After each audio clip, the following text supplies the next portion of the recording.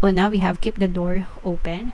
Don't be so focused on a closed door that you don't see the ones which open for you. So ito guys, patama ito dun sa mga tao na hindi maka-move on from one relationship to another. Sometimes, may mga ex, no? Na or may mga specific person tayo na hindi tayo maka-move on sa kanila, pinagpalit na kayo sa iba, binastos na kayo, wala nang respeto, pero umaasa pa rin, ganyan-ganyan. Tapos hindi nyo nakikita yung other specific person na kumakatok sa inyo.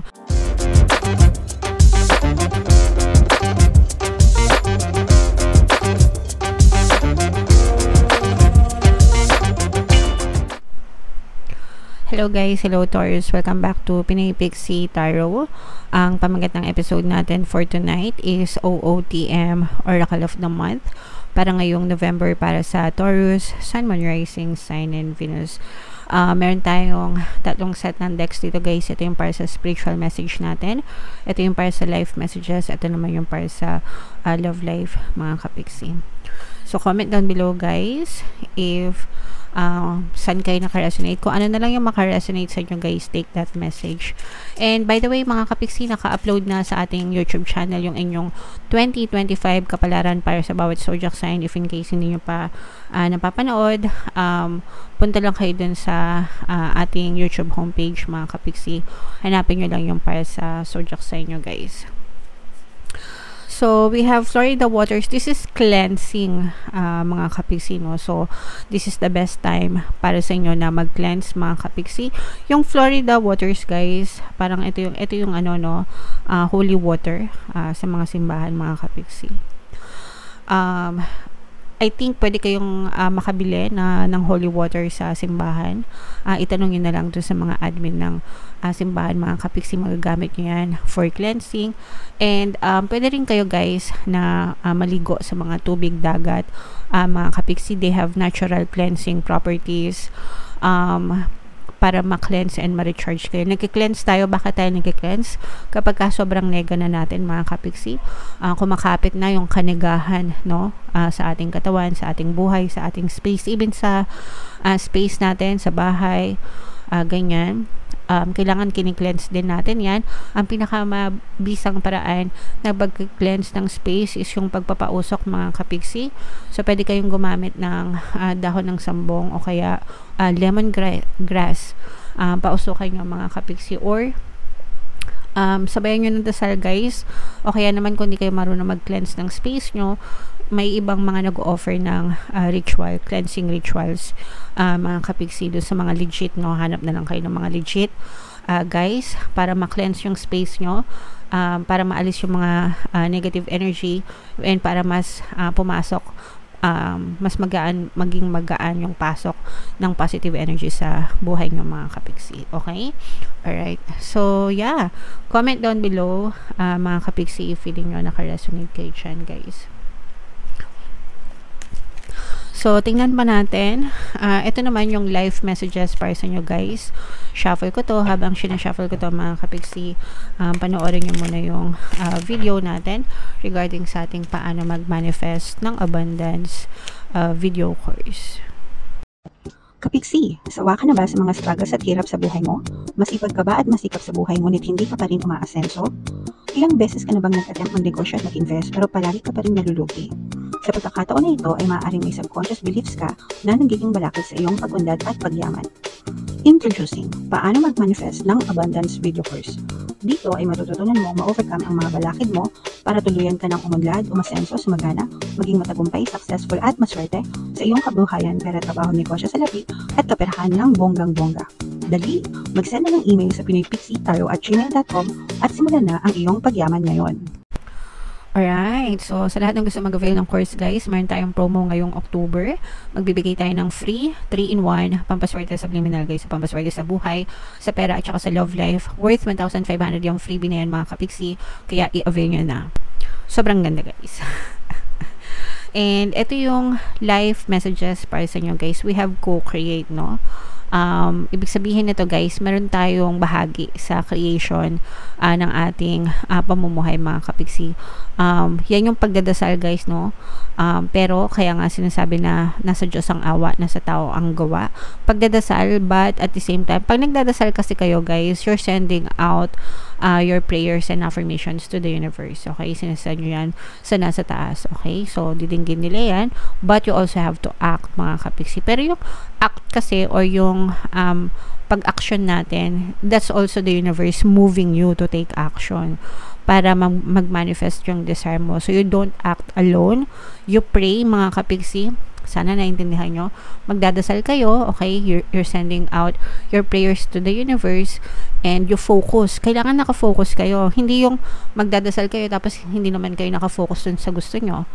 Nagdadasal nga kayo na sana umunlad kayo, sana umasenso kayo, pero nakafocus naman kayo sa kahirapan, nakafocus kayo sa kaligahan. So, hindi ganun. Kasi, kinakancel nyo lang yung inyong pagdadasal pagka ganun. When you're thinking negatively, you're also sending it out to the universe, mga kapiksi. Okay? So, you have to be very careful of your thoughts. And, of course, you have to take action. Sabi nga, nasa Diyos ang awa, nasa tao ang gawa. So, si universe, ibubuhos lang niya yung mga opportunities na may kinalaman sa mga desire mo. Ikaw pa rin yung kikilos, mga kapiksi. Okay? So, wag natin gayahin, guys, si Juan Tamad. Yung tipong sobrang katamaran, di ba? Ano na lang, nakatunganga na lang, pipitasin na lang, nakatunganga na lang siya, nakatunganga pa siya, di ba? So, walang mangyayari sa buhay niyo, mga kapiksi. So, you have to act, you have to pray, and sabayan ng positibong mental diet, mga kapiksi. And then we have by the book, guys, no? Ito yung pagiging masunurin. Sabi nga nila, to be a good leader, you must be a good follower. Pero kahit hindi ka leader, mga kapiksi, dapat good follower ka pa rin. And also, bago pa tayo pinanganak, yung batas ng buhay nandyan na. No? Nandyan na yung mga batas ng buhay para magkaroon ng governance, para maayos, mapayapa yung mundo. Diba? Syempre, kapag walang batas ng buhay, magulo, riot, diba? Walang kapayapaan, walang kaayusan, mga kapiksi. So, we should learn to respect yung mga batas ng buhay and matuto tayong sumunod, mga kapiksi, para mapayapa, para everybody happy, ika nga. Okay? Parang ano lang yan, diba? Sa loob ng tahanan nyo, si nanay, si tatay, may mga batas sila, bilang anak kayo, kailangan nyo sumunod. Or else, maglayas kayo. Kung ayaw nyo sumunod, bala kayo, diba? So, yeah. Comment down below, mga kapiksi, if feeling nyo naka-resonate kayo dyan. Tingnan natin, guys, yung ganap dito naman sa love life nyo. Mga kapiksi, love life messages naman tayo. Habang sinashuffle ko to, guys, naka-flash sa screen nyo yung ating tawag dito, bagong course, paano mawala ang third party at magkaroon ng harmonious na relationship para mawala yung mga kabit na mga jowa nyo, guys. 20% discount yan until October 31, kaya mag-avail na kayo, guys. So, keep the door open. Ito yung mga messages para sa inyo. Una, we have keep the door open. Don't be so focused on a closed door that you don't see the ones which open for you. So, ito guys, patama ito dun sa mga tao na hindi maka-move on from one relationship to another. Sometimes, may mga ex, no? Na, or may mga specific person tayo na hindi tayo maka-move on sa kanila. Pinagpalit na kayo sa iba. Binastos na kayo. Wala nang respeto. Pero, umaasa pa rin, ganyan-ganyan. Tapos, hindi nyo nakikita yung other specific person na kumakatok sa inyo because you're so focused on the one na walang ginawa kundi pahirapan at pasakitan ka. So, parang ganun yung message for some of you. Okay? And yung iba naman, pwede din naman sa circumstance na parang yung iba, palagi yung tinititigan yung fault ng person nyo, pero hindi nyo nakikita yung mga kabutihan na ginagawa nila. So, masyado kayong closed-minded, ibig sabihin, mga kapiksi. So, wag kayong mag-focus, guys, sa negative. Always look at the brighter side. Especially, kung gusto nyo magkaroon ng harmonious na relationship, mga kapiksi, no? Dapat dun kayo palagi nakafocus, eliminate the negative, accentuate the positive palagi. Yan. Hindi lang sa relationship, guys, kundi life in general. Pero sa relationship, kung gusto niyo ng harmonious na relationship, dapat palagi kayo nakafocus dun sa maganda, guys. Okay? And free yourself. You don't need to be in control of everything for a love relationship to be successful. Ito, guys, yung iba masyadong control freak, no? Ginawa ng robot yung mga jowa nila. Parang dinidiktahan na, no? Dapat ganito, ganto, ganyan, ganyan. Dapat pag nag-text ako sa'yo, magre-reply ka. Dapat gantong oras, nakauwi ka na.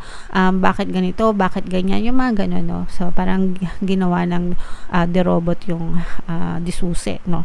Yung kanilang mga jowa. So, nanggagaling yan, guys, sa insecurities. Kapag kayo ay punong-puno ng insecurity sa buhay nyo, talagang wala kayong iisipin kundi kontrolin ang jowa nyo, kasi pag hindi nyo sila kinontrol, feeling nyo may ginagawa silang hindi maganda, and nanggagaling yun from a place of insecurity, mga kapiksi. And yan ay dahil sa kulang kayo sa self-love, self-respect, mga kapiksi. So yung sinasabi ditong free yourself, you have to focus yourself, you have to focus your energy on yourself, your self-respect, your self-concept, self-confidence, mga kapiksi, para mag-banish or mawala lahat ng insecurities. Kapag wala kang insecurities, palaya ka, malaya din yung person mo, you have trust, you won't have trust issues. Promise, hindi ka magkakaroon ng trust issue dun sa person mo, kasi may tiwala ka sa kanya because you also trust yourself, mga kapiksi. Okay? Ganun yung nagagawa ng self-love or self-concept. Kaya nga, tayo may self-love na subliminal dyan, guys, sa channel natin. Huwag nyong super underrated. Yung mga kapiksi natin, puro mga love relationship, nakakalimutan yung self-love, no? Puro kayo jowa, no? Kaya minsan hindi na bumabalik yung mga jowa nyo, kasi yung self-respect nyo, yung self-concept nyo, sobrang baba. Guys, baliktad. Dapat mas fino-focus nyo yung energy nyo sa sarili nyo. Sabi ko nga, pagka malakas yung self-love nyo, mabango yung sarili nyo, para kayong bulaklak, no? Na blooming sa hardin. Yan ang nagagawa ng self-love. And kapag blooming yung bulaklak, yung mga bubuyog at paru-paro yung kusang lumalapit, mga kapiksi. Okay? So, alisin lahat ng insecurities, guys.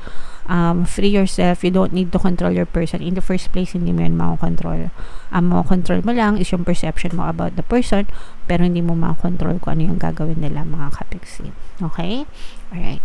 So, comment down below, guys, if feeling nyo nakaresonate kayo dyan. And comment down below kung saang message ba kayo nakaresonate. Dito ba sa spiritual, dito ba sa life, or dito ba sa love life, mga kapiksi? Comment down below, okay? And ito, guys, no, yung ating 2025 kapalaran, panoorin nyo na. And ito naman yung ating success stories ng paano mag-manifest ng abundance video course. Click here to subscribe, guys, and ito yung ating mga pampaswerte subliminals. Thank you for liking, sharing, and subscribing. See you again next time. I love you all, mga kapiksi. Have a nice day. Bye-bye.